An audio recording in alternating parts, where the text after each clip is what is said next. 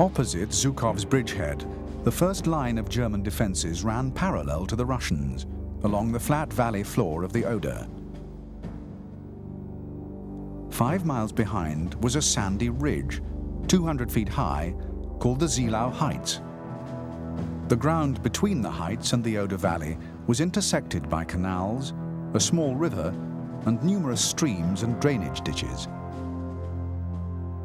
At the foot of the heights were 2 German defence lines, while on the heights themselves, the Germans had prepared their main positions. Mortar pits, anti-tank guns, machine gun emplacements, and dug-in tanks and assault guns completely commanded the plain below. Manning the defences were elements of General Busse's 9th Army. On the night of April the 15th, most units were withdrawn with their heavy weapons to the second line of defence, leaving only a covering force behind. The 9th Luftwaffe Parachute Division, the 20th Panzer Grenadier Division, and the Müncheberg Panzer Division in reserve now held fortified positions, the strength of which Marshal Zhukov had completely failed to comprehend.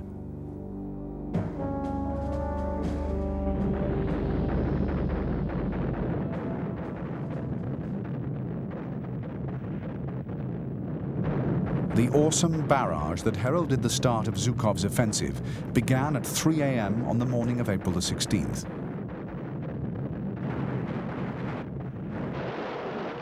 In 30 minutes, 500,000 shells rained down on the German front line, rolling onwards to a depth of 5 miles. The effect was stupefying, a concentration of destructive power never before seen in the history of warfare.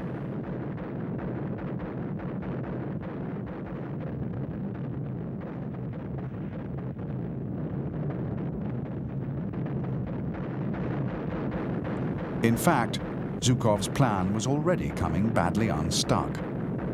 The searchlights, reflected back by clouds of dust and smoke, were blinding the attackers, who were stumbling about amongst the ditches. Even more disturbing, the enemy's frontline trenches were all but deserted. Suddenly, heavy German fire rained down from the Seelow Heights.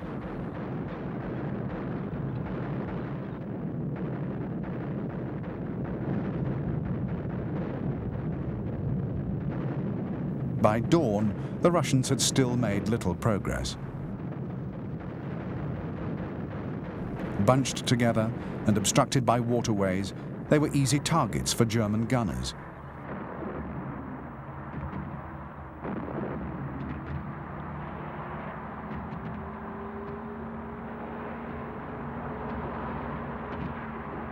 The day was well advanced before the Russians reached solid ground below the heights, and there, under a hail of shells, the offensive ground to a halt. The effect of the unexpected setback on Marshal Zhukov was to send him into a towering rage. Even now, he could see the prize that was rightfully his, snatched away by Marshal Konyev.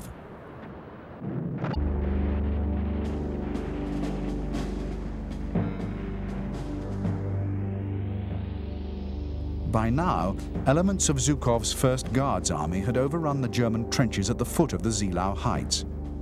However, the last line was proving impossible to storm. Zhukov decided to send in his 2 tank armies.